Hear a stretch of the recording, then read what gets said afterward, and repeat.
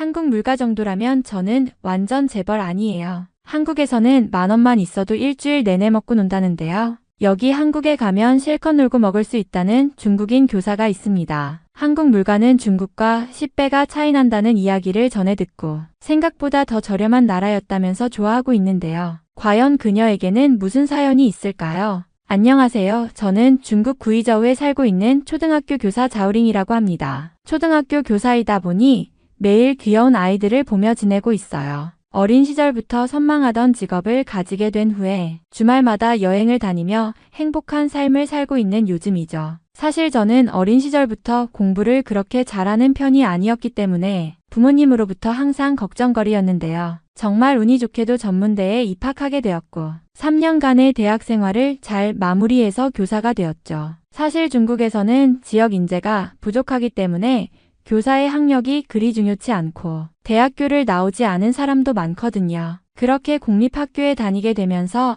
안정적인 월급 50만 원을 받게 되면서 저는 정말 여유로운 삶을 살게 되었습니다. 또한 저는 교사가 된 이후에 어깨에 힘이 들어가는 삶을 살게 되었는데요. 촌동네이다 보니 학부모들로부터 많은 음식들을 받기도 하고 저를 마치 굉장히 높은 사람으로 여기는 분들이 많아서 대우받는 느낌이 들곤 하거든요. 이곳에서 고소득 직장인이라고 해봐야 섬유 공장에 다니는 분들인데 그분들보다 저의 월급도 많은 데다가 저는 화이트 칼라의 교사이기 때문에 대우받으며 지내고 있는 것이죠. 그렇게 저는 수업을 위해서 공부를 많이 할 필요도 없고 교과서 위주의 수업만 하면서 편안한 생활을 하게 된 것입니다. 아이들은 학교 수업이 끝나면 부모님을 도와서 농사일을 돕거나 산에 올라가서 매미를 잡고 노는 등 한적한 생활을 하고 있으니까요. 그러다가 저는 최근 도시로 일을 나간 친구의 연락을 받게 되었고 오랜만에 친구와 오랫동안 통화를 하면서 충격적인 사실을 알게 되었습니다. 현재 중국이 세계 최고의 국가임은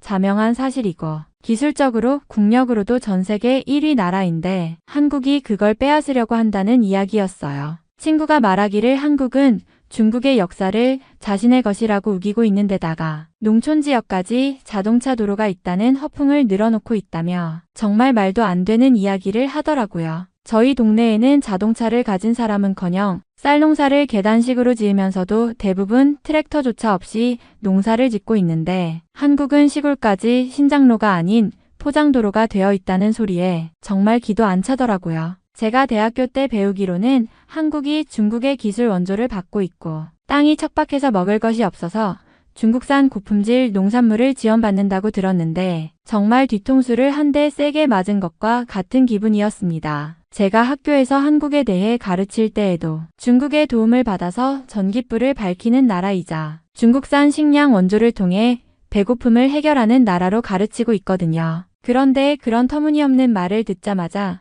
저는 당황스러움을 감추지 못했던 겁니다. 저는 친구와 통화를 마치자마자 집에 있던 백과사전을 통해서 한국에 대해 정보조사를 했습니다. 한국은 인구 3,500만 명의 나라이고 중국에게 조공을 바치던 제후국이라는 표현이 눈에 들어오더라고요. 그리고 일본에게 지배당한 이후 식량난을 해결하기 위해 노력을 한다는 내용을 보며 저는 말도 안 된다는 생각뿐이었습니다. 저희 아버지께서 보시던 백과사전이 조금 낡긴 했지만 나름 중국에서 가장 똑똑한 사람이 편찬한 내용이기 때문에 저는 그 내용을 신뢰했고 믿을 수밖에 없었어요. 사실 시간이 아무리 흘러도 저희 동네가 변함없이 그대로 유지되듯 다른 도시나 나라들도 그리 발전할 리는 없었으니까요. 저는 그렇게 한국이라는 나라에 가보고 싶다는 생각을 하게 되었습니다. 해외여행을 가는 것은 굉장히 어려운 일로 알고 있고 시간이나 비용이 많이 들 것이지만 저는 중국에서 꽤나 인정받는 직업을 가지고 있는 교사이고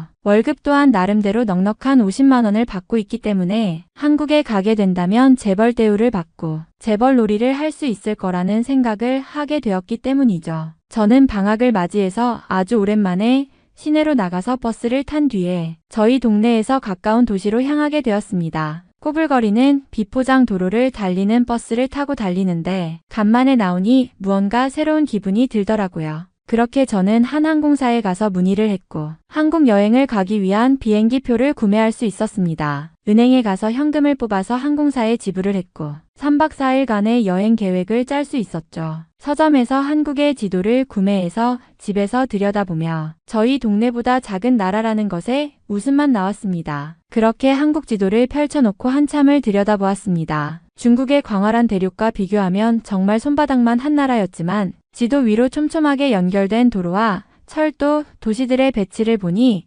무언가 정돈된 느낌이 들었습니다. 저희 동네처럼 한 도시를 벗어나면 끝없이 이어지는 논밭이나 산이 아니라 도시와 도시가 길 하나로 연결되어 있다는 점이 신기했습니다. 저는 손가락으로 서울이라는 곳을 짚었습니다. 한국에서 가장 큰 도시라고 했지만 그래봐야 중국의 웬만한 성보다 작을 거라는 생각이 들었습니다. 그래도 한국에서는 중국인들에게 특별한 대우를 해준다는 이야기를 들었기 때문에 저는 한국에서 어떤 경험을 하게 될지 기대되었습니다. 게다가 한국은 물가가 중국보다 10배나 저렴하다고 들었습니다. 인터넷에서 본 글에 따르면 한국에서는 10,000원이면 일주일 동안 먹고 놀 수 있다고 하더군요. 그렇다면 저는 한국에서 재벌처럼 살 수 있는 거 아닐까요? 제 월급 50만 원이면 한국 돈으로 500만 원이 넘을 텐데 그 정도면 마음껏 먹고 마시면서도 충분히 남을 것 같았습니다. 생각할수록 설렘이 커졌습니다. 한국에서는 돈 걱정 없이 원하는 걸 사 먹고 멋진 곳을 돌아다니며 특별한 대우까지 받을 수 있을 거라는 기대감이 들었습니다. 제가 한국으로 여행을 간다는 소식이 동네에 퍼지자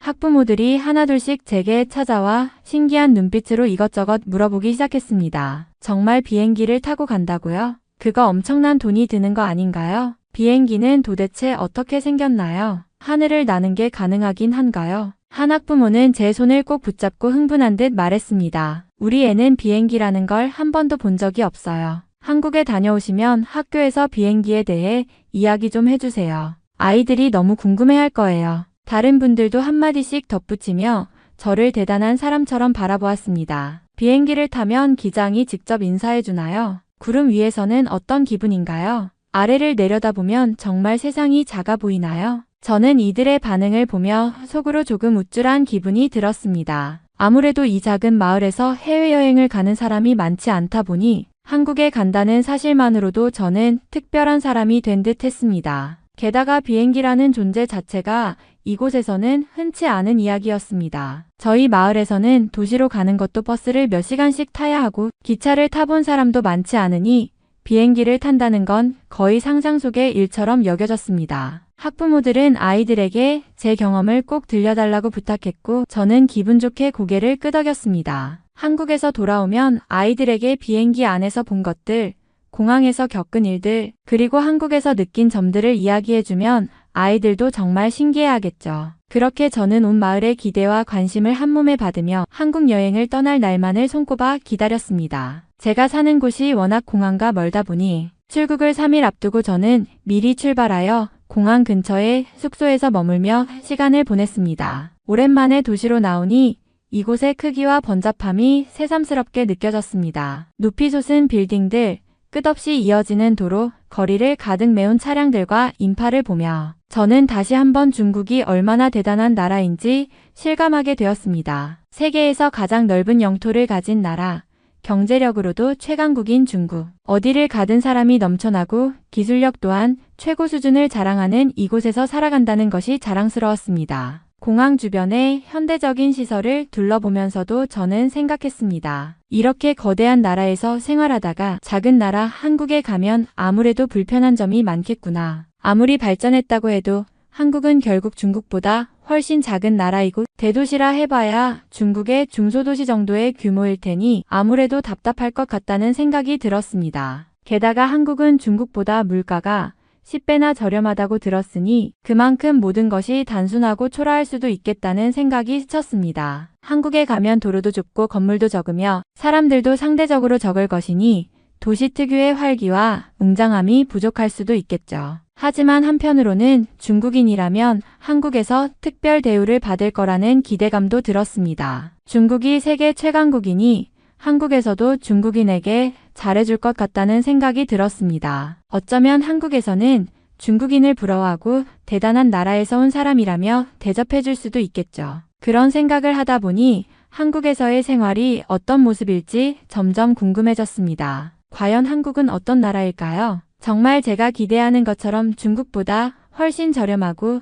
모든 것이 간단한 곳일까요? 그리고 저는 한국에서 특별한 대우를 받을 수 있을까요? 그런 상상을 하며 숙소에서 시간을 보내다 보니 출국일이 점점 가까워지고 있었습니다. 생전 처음으로 비행기를 타게 되었을 때 저는 정말 신기하고 설레는 기분을 감출 수 없었습니다. 비행기가 하늘을 나는 동안 창 밖으로 펼쳐지는 구름과 아래의 땅을 내려다보면서 저는 내가 지금 얼마나 특별한 경험을 하고 있는지 실감하게 되었습니다. 조상대대로 비행기라는 것을 처음 탄 인류가 바로 나라는 생각에 한껏 우쭐해지기도 했습니다. 비행기를 타는 것조차 특별한 일이었으니 이런 기회를 갖게 된 내가 정말 대단한 사람이라는 생각이 들었습니다. 물론 이렇게 멀리 한국에 가려면 막대한 비용이 드는 일이었기 때문에 이 경험은 쉽게 할 수 있는 것이 아니었죠. 교통비만 해도 2달치 월급에 해당하는 금액이 필요했기 때문에 저처럼 안정적인 직업을 가진 사람이라야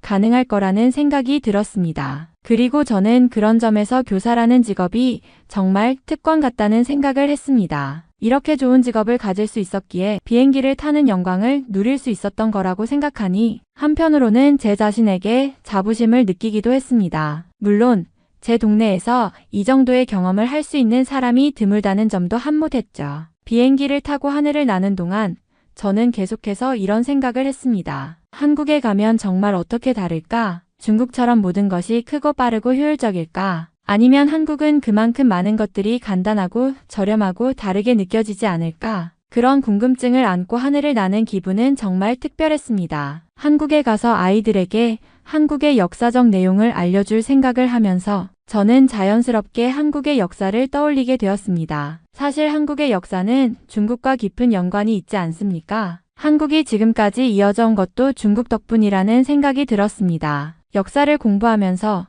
저는 늘 중국이 한국에게 많은 영향을 미쳤다는 이야기를 들었습니다. 한국이 과거 중국의 문화와 기술을 받아들이며 발전했기 때문에 지금의 한국이 존재할 수 있었다는 말도 자주 들었죠. 한국이 고대부터 중국과 밀접하게 연결되어 있었다는 사실을 생각하면 한국의 역사적인 발전도 중국 덕분에 가능했던 부분이 많지 않나 싶습니다. 그래서 한국의 역사를 가르칠 때 그 부분에 대해 언급하려는 생각이 들었습니다. 예를 들어 고대 한국의 왕국들이 중국의 영향을 받으며 성장했고 한반도에서 전개된 많은 역사적 사건들이 중국의 문화와 밀접하게 연결되어 있다는 것을 아이들에게 알려주고 싶었습니다. 물론 그 과정에서 한국이 독립적인 나라로서 발전했음을 강조하되 중국의 영향을 받았던 점도 빼놓지 않고 말하고 싶었습니다. 저는 한국에서 이런 역사를 가르칠 때 중국의 영향을 받으면서도 결국 한국이 자주적인 문화와 국가를 이룬 점을 아이들에게 설명하고 싶었습니다. 그렇게 되면 아이들이 한국 역사에 대해 더 깊이 이해할 수 있을 것 같고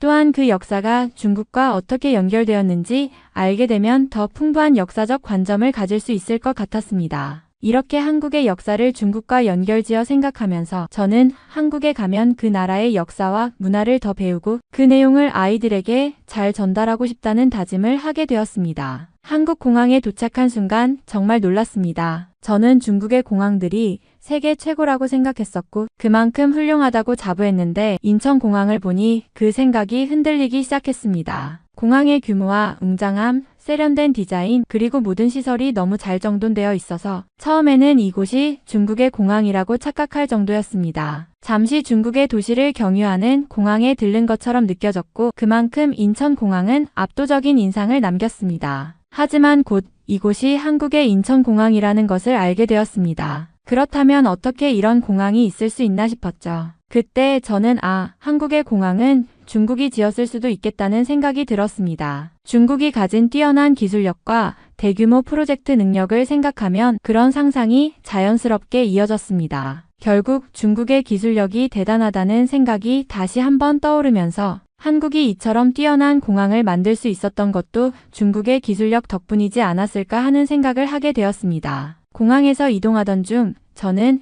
에스컬레이터에서 한 중국인과 발이 꼬여 넘어지게 되었습니다. 그 사람은 저에게 마구 성질을 냈고 저 또한 질세라 화를 낼 수밖에 없었죠. 당연히 제가 잘못한 것이 아니고 그 남자가 캐리어를 제 쪽으로 두었기 때문에 그걸 피하려다가 넘어진 것이니까요. 약간의 상처까지 났고 정말 화가 머리 끝까지 나더라고요. 그 남자는 저를 무시하고 먼저 길을 떠나버렸고 옆에 있는 한국인들이 괜찮냐는 말을 거는 것 같더라고요. 순간 상황이 너무 급박해서 당황했지만 다행히도 바로 옆에 있던 공항 직원들이 빠르게 달려와 도와주었습니다. 직원들은 저를 부드럽게 일으켜 세우며 다친 부분을 살펴보더니 즉시 의무실로 안내해 주었습니다. 공항 내에서 이렇게 빠르고 친절하게 도움을 주는 시스템이 정말 인상 깊었고 제가 다쳤다고 해서 전혀 귀찮아하지 않고 신속히 처치를 해주어서 감동이었죠. 의무실에 도착하니 친절한 직원들이 손쉽게 치료를 해주었고 그 모든 치료가 무료라는 소리에 저는 정말 놀랐습니다. 이게 어떻게 무료로 가능한 거지?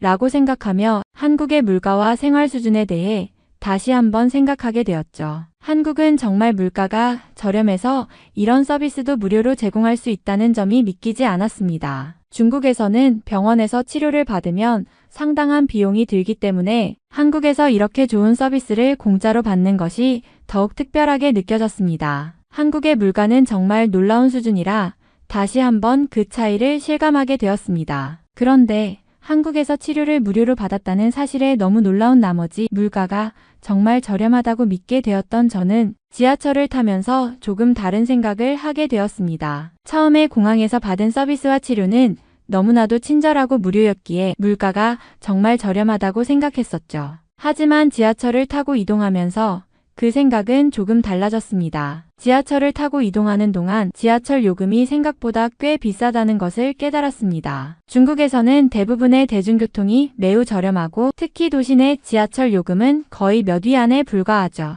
반면 한국의 지하철은 요금이 상당히 높다는 것을 느꼈습니다. 특히 서울의 교통비는 제가 예상한 것보다 훨씬 더 비쌌고 그 차이를 확실히 체감하게 되었습니다. 이 순간 한국에서의 물가는 제가 처음에 생각했던 것처럼 그렇게 저렴하지 않다는 것을 깨달았습니다. 물론 다른 서비스들이 정말 훌륭하고 효율적이었지만 대중교통 요금이나 생활비 측면에서 한국은 생각보다 비용이 많이 드는 나라라는 생각이 들었습니다. 그래도 한국에 온 이상 한국인 남성들이 저에게 친절을 베풀 것이라고 확신했기 때문에 서울의 홍대 거리로 향할 수 있었습니다. 제 직업과 연봉이 그만큼 높고 우수하다고 자부했기에 이곳에서 많은 사람들이 저를 대단하게 대할 것이라 생각했죠. 한국에 온 목적 중 하나는 이곳에서 여유로운 시간을 보내는 것이었기에 숙소도 구해야 했습니다. 홍대는 젊은 사람들이 많이 모이는 번화가로 유명했기에 이곳에 가서 숙소를 찾기로 했습니다. 사실 제가 예상하기로는 5,000원 정도면 숙소를 구할 수 있을 거라 생각했죠. 제가 살고 있는 중국의 도시에서도 저렴한 숙소가 많이 있었기 때문에 한국도 비슷할 것이라고 여겼습니다. 하지만 홍대 거리를 거닐면서 저는 조금씩 현실을 깨닫기 시작했죠. 번화가의 분위기는 확실히 활기차고 사람들은 모두 바쁘게 움직이고 있었습니다. 그런데도 숙소를 찾는 일이 그렇게 쉬운 일은 아니었습니다. 5,000원에 숙소를 구할 수 있을 거라는 생각은 점점 더 불확실해졌습니다. 그럼에도 불구하고 제 높은 연봉과 직업적 우월함에 대해 자부심을 느끼며 한국에서의 여정을 계속해 나갈 수 있을 것이라 믿었습니다. 우선 저는 이번에 처음으로 장만한 중고 스마트폰을 들고 다니며 휴대전화가 있다는 것만으로도 제 존재를 어필하고 싶었습니다. 중국에서도 도시에서 스마트폰은 필수 아이템이었지만 한국에 와서 보니 상황이 달랐습니다. 저는 농촌 지역이었기 때문에 스마트폰을 사용하지 않았다가 이번에 구매한 거거든요. 그런데 제가 가지고 있는 중고 스마트폰은 물론 기능은 문제없지만 한국인들은 모두 최신형 스마트폰을 들고 다니고 있었죠. 심지어 어떤 사람들은 200만 원이 넘는 최고급 스마트폰을 손에 쥐고 다니고 있었습니다. 그 가격을 보며 이게 한국에서의 표준인가 싶었죠. 200만 원은 제 월급의 거의 4달치에 해당하는 금액이었는데 그런 비싼 스마트폰을 손에 들고 있는 한국 사람들을 보며 저는 약간 충격을 받았습니다. 그들은 마치 최신형 스마트폰을 가지고 다니는 것이 너무 자연스럽고 그것이 이곳에서의 일종의 표준처럼 보였습니다. 저는 제 중고 스마트폰을 꺼내들 때마다 살짝 부끄러운 기분이 들었고 한국에서 살아가기 위해서는 저도 그 정도로 돈을 쓸 준비를 해야 하는 건가 하는 생각이 스쳤습니다. 그만큼 한국에서는 사람들의 생활 수준과 소비 문화가 정말 높다는 걸 실감했죠. 그런 점에서 한국이 정말 경제적으로 발전한 나라라는 걸 다시 한번 느낄 수 있었습니다. 서울 거리를 걷다 보니 정말 놀랄 일이 많았습니다. 가장 먼저 눈에 띈 것은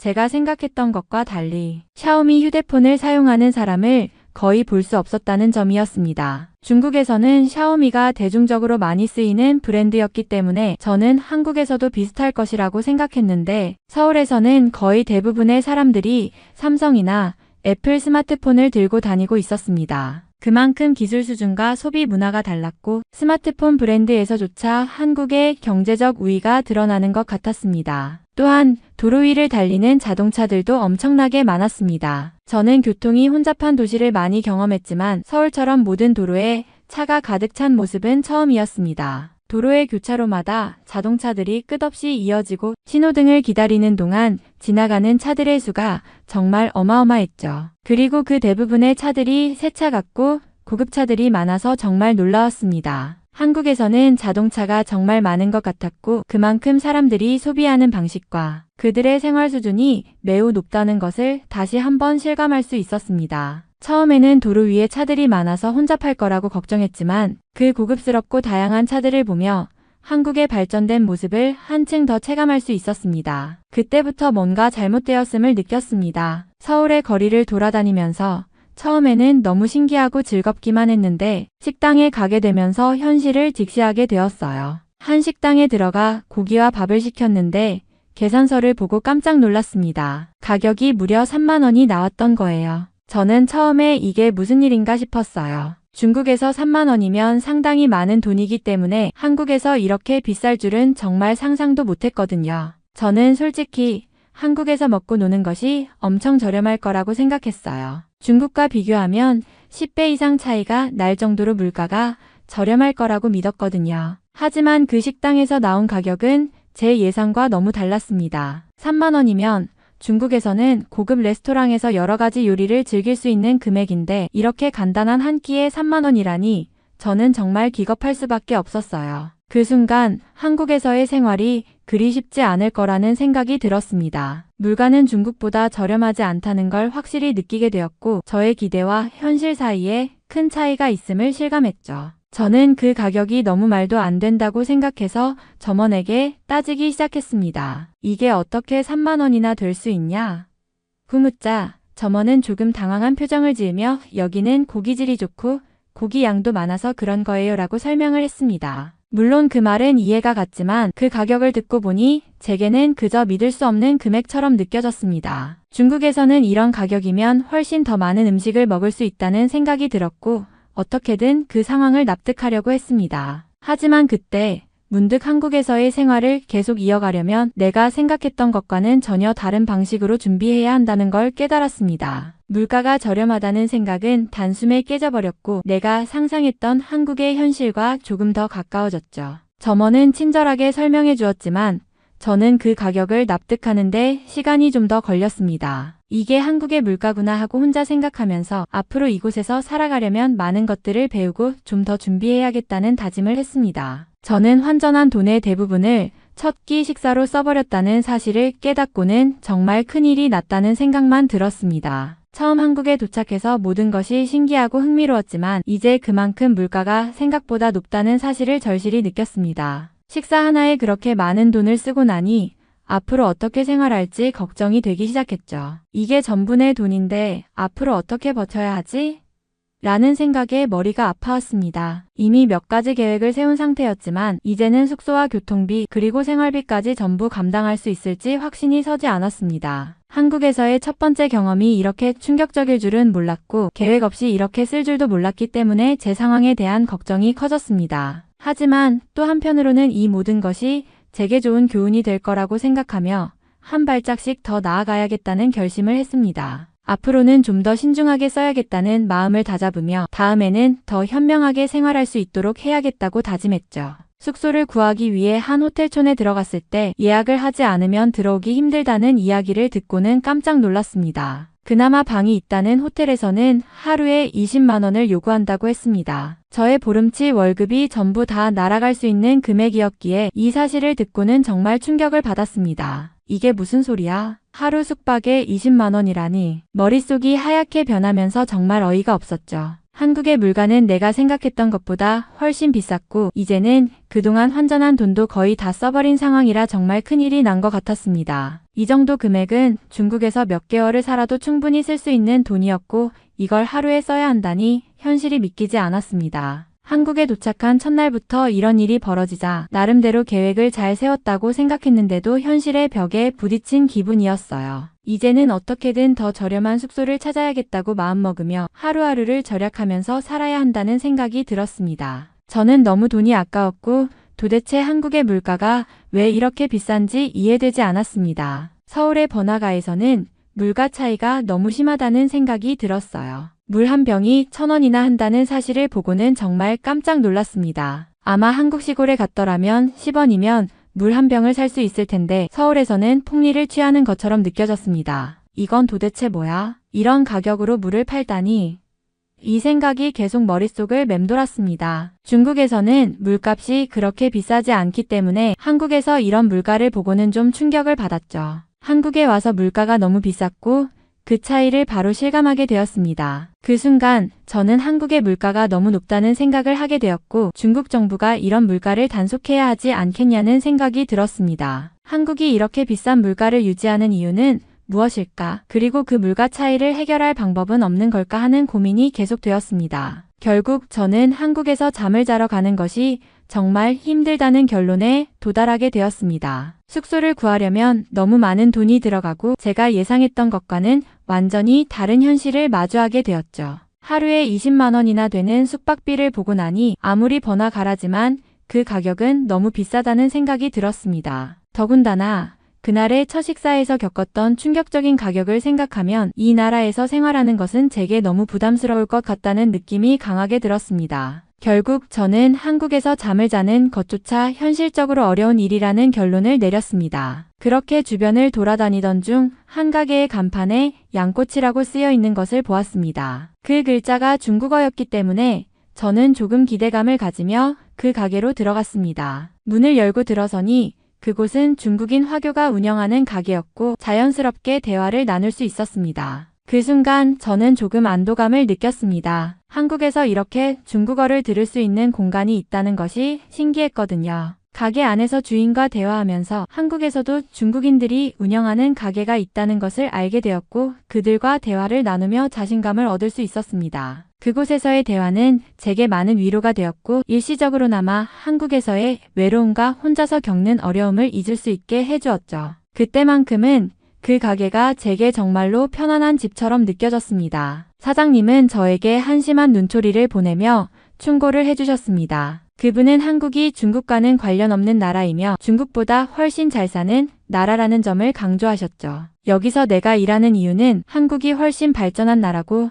나도 그런 환경에서 일을 하고 있으니까 라는 말을 하셨습니다. 그 말을 듣고 저는 복잡한 감정을 느꼈습니다. 그분의 말은 한국에 대해 제가 예상했던 것과는 많이 다른 현실을 깨닫게 해주었어요. 중국에서 살면서 한국을 그리 잘 알지 못했던 저에게 사장님의 말은 또 다른 시각을 제시한 셈이었죠. 한국이 중국보다 잘 사는 나라라는 사실을 인정해야 했고 그만큼 한국에서 겪는 어려움은 단순한 물가 문제뿐만 아니라 다른 문화적 차이에서 오는 것임을 느끼게 되었습니다. 사장님이 말하는 한국의 우수성에 대한 이야기는 제게 조금은 충격적이었지만 동시에 그만큼 한국이 가진 독특한 장점에 대해 다시 한번 생각하게 만들었습니다. 사장님은 계속해서 저를 바라보며 한숨을 쉬고는 말을 이었습니다. 너의 월급은 한국에서 하루만 열심히 일해도 벌 수 있는 돈이야. 한국에서는 일주일만 열심히 일하면 너의 월급보다 훨씬 많은 돈을 벌 수 있지. 그런 환경에서 살아본 사람들은 그런 일상이 너무 자연스러워. 그리고 솔직히 말해서 너처럼 촌티 나는 여성에게 한국 남성들이 관심을 보일 일은 거의 없을 거야. 그 말을 듣고 마음이 복잡해졌습니다. 사장님의 말은 차가운 현실을 직시하게 했고 제가 생각했던 것보다 한국에서의 삶은 훨씬 더 빠르고 경쟁적인 곳이라는 느낌을 받았습니다. 한국은 경제적으로 발전한 나라이기도 하고 사람들이 성취지향적이고 경쟁이 치열한 사회라는 것을 그때 더욱 실감하게 되었습니다. 물론 사장님의 말에 반박하고 싶은 감정도 들었지만 현실적으로 한국에서 생활하며 일하는 사람들의 경제적 수준이 그렇게 높다는 점은 확실히 느낄 수 있었어요. 그만큼 제 자신을 돌아보게 되었고 한국에서 성공하려면 더 많은 노력과 적응이 필요하겠다는 생각이 들었습니다. 사장님은 잠시 고민하더니 결국 저에게 이야기를 꺼냈습니다. 한국 남성에 대해서 그렇게 생각할 필요는 없어. 사실 한국에 사는 중국인들이 꽤 많거든. 그들 중에 좋은 사람도 많으니까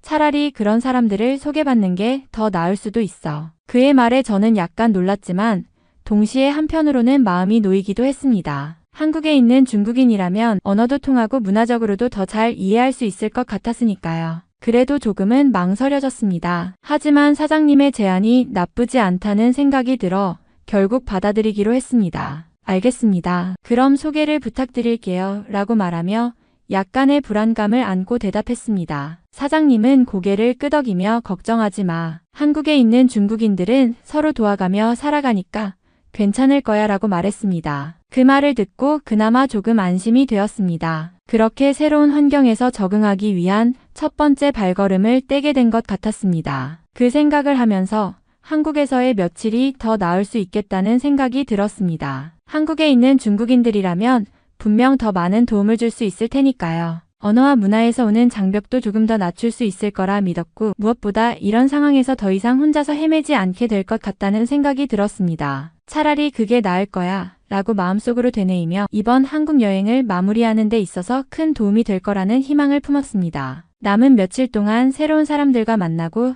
더 많은 것을 배우고 그들과 함께 한국에서의 경험을 좀 더 쉽게 이어갈 수 있을 것 같았죠. 어찌 보면 한국에서 만날 수 있는 중국인들 덕분에 이 여행이 좀 더 의미 있는 시간이 될 수 있을 것 같다는 생각도 들었습니다. 그렇게 마음을 다잡고 조금씩 한국에서의 나날을 다시 긍정적으로 바라보게 되었습니다. 그때 한 중국인이 가게로 들어왔습니다. 그는 나이가 꽤 많았고 처음에는 별로 관심이 가지 않았지만 그가 저에게 카페에 가자고 제안했어요. 사실 그 사람과 함께 시간을 보내고 싶다는 마음은 전혀 없었지만 잠시 이야기라도 나누자는 생각으로 따라가기로 했습니다. 그렇게 카페로 향하며 한국에서의 낯선 상황 속에서 누군가와 이야기를 나누는 것 자체가 마음을 편하게 해줄 것 같았어요. 카페에 앉아 이야기를 나누면서 그 사람은 한국에 오랜 기간 살았다고 하며 한국과 중국에 대한 다양한 차이점들에 대해 이야기하기 시작했습니다. 그는 한국의 삶을 어느 정도 이해하고 있었고 저와 비슷한 어려움을 겪었던 경험도 있었기에 조금은 위로가 되었죠. 그렇게 대화가 이어지면서 제가 한국에서 겪고 있는 물가와 문화의 차이에 대한 불만을 털어놓자 그는 그런 경험이 누구나 한 번쯤은 겪는 일이라며 오히려 그런 상황이 나중에는 추억이 될 거라고 위로해 주었어요. 비록 그 사람과의 대화가 흥미롭진 않았지만 그렇게 짧은 시간이라도 누군가와 나누는 이야기가 한국에서의 낯선 느낌을 조금이나마 덜어주는 것 같았어요. 그 중국 남성은 저에게 한국 여행을 도와주겠다고 했고 한국 물정에 대해 여러 가지를 알려주었습니다. 그는 한국이 중국보다 훨씬 잘 사는 나라고 물가도 많이 비싸다고 설명했어요. 그의 말이 사실이었고 점점 한국에서의 현실을 받아들이기가 힘들어지던 시점이었기 때문에 그가 해주는 조언이 조금이나마 도움이 되었죠. 숙소비도 부족한 저는 어쩔 수 없이 그와 함께 다니기로 했습니다. 처음에는 그 사람과 친해지고 싶은 마음은 전혀 없었지만 한국에서의 고립된 상황과 경제적인 어려움을 해결하기 위해선 그와 함께 움직이는 게 나을 것 같다는 생각이 들었어요. 그는 저에게 한국의 생활비와 필수적인 정보들을 알려주었고 실제로 그와 함께 다니는 동안 조금씩 한국에서의 삶에 대해 익숙해질 수 있었습니다. 그래도 마음 한켠에서는 여전히 그와의 친밀감을 느끼지 못했고 최대한 예의 바르게 대하며 상황을 넘기려 했어요. 하지만 그 사람의 도움 덕분에 막막했던 한국에서의 생활이 조금은 수월해지긴 했습니다. 그는 점점 더 저를 한국에서 지내는 중국인 친구들에게 데려가려 했고 저를 강제로 계속 끌고 다니려는 행동을 보였어요. 저는 그와 함께 있는 것이 불편했고 점점 더 심리적으로 압박을 느꼈습니다. 그때 다행히도 한국인 한 분이 저를 구해주었어요. 그분은 우연히 저와 마주쳤고 제 상황을 알게 된 후 저에게 다가와 도움을 주기로 했습니다. 그는 저를 위협적으로 대하는 그 중국 남성에게 친절하게 말을 건네며 상황을 풀어주었고 저는 그 덕분에 그 남성의 영향에서 벗어날 수 있었습니다. 그 한국인 분은 나중에 저에게 자신이 한국에서 교사 생활을 한다며 한국의 교사 생활을 듣게 되었는데 정말 저와 너무 다르더라고요. 월급도 많고 학교에 급식도 잘 나온다는 이야기를 듣고 충격에 빠졌어요. 그리고 저 또한 한국의 교사가 되고 싶다는 생각이 들었죠. 그에게 여러 조언을 얻었고 한국 여행에 도움을 받았지만 그래도 금전적인 문제는 해결하기 어려웠어요. 그렇게 한국에서 재벌놀이를 하러 온다는 생각이 있었지만 현실은 너무나 달랐습니다. 저는 결국 지하철 역사에서 시간을 보내며 거지놀이를 하고 있는 처지가 되었습니다. 길거리에서 파는 붕어빵 2개를 1,000원 주고 사 먹으면서 배고픔을 겨우 버티고 있었어요. 그 작은 붕어빵 하나가 제겐 정말 큰 의미가 되었고 그렇게 한 끼를 겨우 해결하며 살아가는 제 모습이 너무 처량하게 느껴졌습니다. 그때 저는 한국에서의 물가와 현실적인 어려움이 얼마나 큰 차이를 만들어내는지 그리고 자신이 상상했던 재벌 놀이와는 너무 다른 상황에 처해 있다는 사실을 실감하게 되었어요. 그저 상상 속에서는 쉽고 멋있게 여겨졌던 일이 실제로는 너무 힘들고 벅차다는 생각이 들었습니다. 하지만 그런 경험을 통해 저는 한국에서의 삶을 더 깊이 이해하게 되었고 현실적으로 더 많은 준비와 계획이 필요하다는 것을 깨달았습니다. 그럼에도 불구하고 이 모든 경험이 제게 중요한 교훈을 주었고 조금씩 제 상황을 개선할 방법을 찾기 위한 노력을 하게 되었습니다. 한국이 중국보다 훨씬 깨끗하고 잘 사는 나라인 것에 대해 아직도 믿기 어려웠습니다. 한때는 한국이 중국보다 못한 나라라고 생각했는데 이제는 현실이 너무 달라져서 어쩔 줄 몰랐습니다. 월급도 중국에서 받는 것보다 훨씬 많고 생활 수준도 크게 차이가 나는데 그저 억울하다는 마음이 들었어요. 왜 이렇게 된 건지 중국이 그렇게 발전할 수 있었음에도 불구하고 한국이 더 잘 살게 된 이유가 궁금했습니다. 저는 항상 중국의 발전을 자랑스럽게 생각했는데 한국의 눈부신 발전을 직접 보고 나니 그 차이가 너무 커서 답답한 마음이 들었어요. 어떻게 이렇게 빨리 발전했는지 한국 사람들은 어떻게 이토록 풍족한 삶을 살게 되었는지 이해가 안 갔습니다. 모든 것이 너무나 놀라웠고 제 자신도 너무 부족하다는 생각이 들었죠. 한국 여행을 간신히 마치고 결국 중국의 시골로 돌아갔습니다. 돌아오자마자 다시 느껴지는 편안함과 대우는 정말 좋았습니다. 그동안 한국에서 겪었던 불편함이나 고생이 생각나면서 이제는 해외로 다시 나가고 싶지 않다는 생각이 들었어요. 시골에서의 평범한 생활이 더 이상 부족하거나 불편하지 않게 느껴졌고 중국에서의 익숙한 일상이 다시 제 자리를 찾아주는 기분이었죠. 한국에서 겪었던 비싼 물가, 한국인들의 차가운 시선, 그리고 예상과 다른 현실을 맞닥뜨리면서 해외에 대한 막연한 동경이 사라졌습니다. 이제는 집이 가장 편안하고 내가 잘 아는 환경에서 다시 삶을 살아가고 싶은 마음이 컸습니다. 중국 시골에서의 생활은 다시 제자리로 돌아온 듯한 느낌을 주었고 해외여행은 잠시의 경험으로 끝낼 생각이 들었습니다. 다시는 그곳으로 돌아가고 싶지 않다고 느끼며 제가 잘 알고 편안하게 느낄 수 있는 곳에서 살아가는 것이 가장 좋다고 생각하게 되었어요. 아마 해외여행은 다시는 가지 않을 것이고 저희 동네에서 농사를 짓는 남자를 만나서 그냥 이곳에서 평화롭게 살고 싶을 뿐이네요. 이번 사연은 여기서 마무리하도록 하겠습니다. 끝까지 시청해주셔서 감사드립니다. 좋아요와 구독은 영상 제작에 큰 힘이 됩니다. 꼭 한 번씩만 눌러주세요. 감사합니다.